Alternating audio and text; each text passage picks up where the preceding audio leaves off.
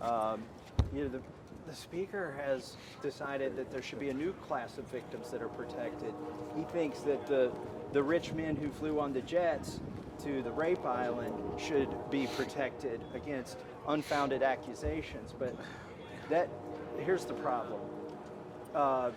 There are guilty men that his provisions that he wants would protect that have never been investigated, that there are credible allegations of sexual abuse and rape against. And so the Senate would be fools to start trying to change this bill in the way that Speaker Johnson wants it changed. And why do you think the Speaker changed his vote ultimately, or changed his tune, I should say, and then voted accordingly? Two reasons, but they kind of go back to the same reason.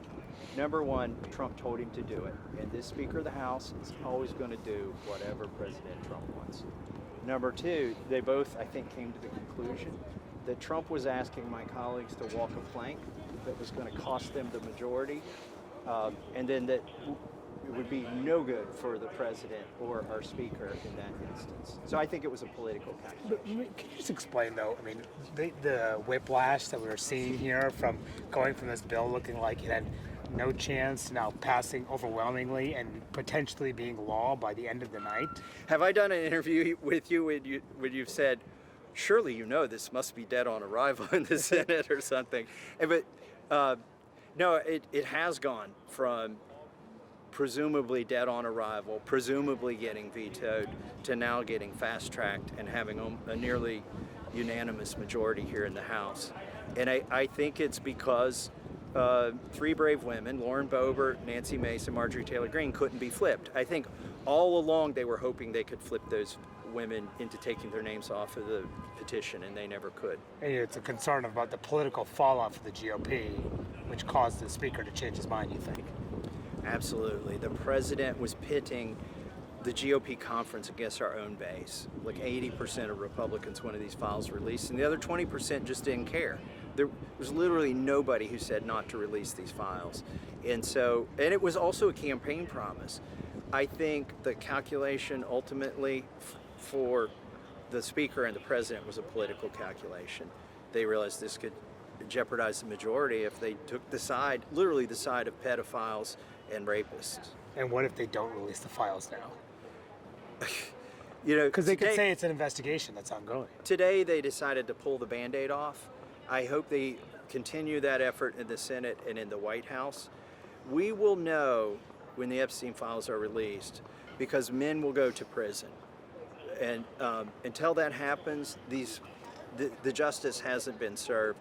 I know through the victims' lawyers, there are at least 20 credible accusations of rape and sex trafficking that have been relayed to the FBI, and they've done nothing about it, and it resides in their 302 files.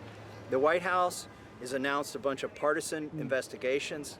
I think that's a bad idea. This was never a partisan issue, and I think it's another bad idea if, I'm not sure their motivations, but if that was to create silos of information that can't be released based on these investigations. But even if they start 10 investigations, there's no way they're going to cover up the crimes that have been perpetrated on 1,000 victims.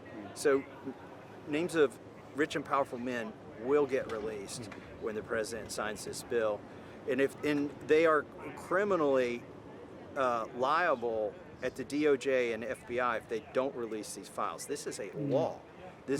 It's a steep effort, right? Not just to do a discharge petition and get it passed through the House, but to get the Senate to pass it and get the White House to sign it. We're not there yet, but when we get there, this is not a subpoena.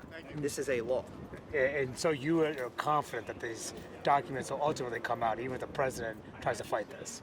Yes, I'm confident. And that we sort of, we know when they're out because we know what some of these lists, who some of the men are. I don't have the names in my head right now.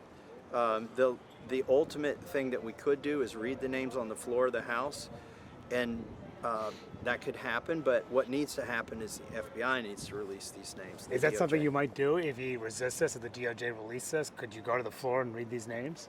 We absolutely would do that. Marjorie would do that. I would do that. There are Democrats who would do that, and but that's not the right path forward. That's the last effort if we hit all of the walls. But so far, we're making it through the walls and over the walls, and we're getting this done. And how much time are you willing to give the president and the administration to release these documents when this becomes law?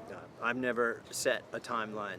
The victims have waited a very long time to get justice, and it's really up to them. Okay, all right, I understand. Thank you. All right.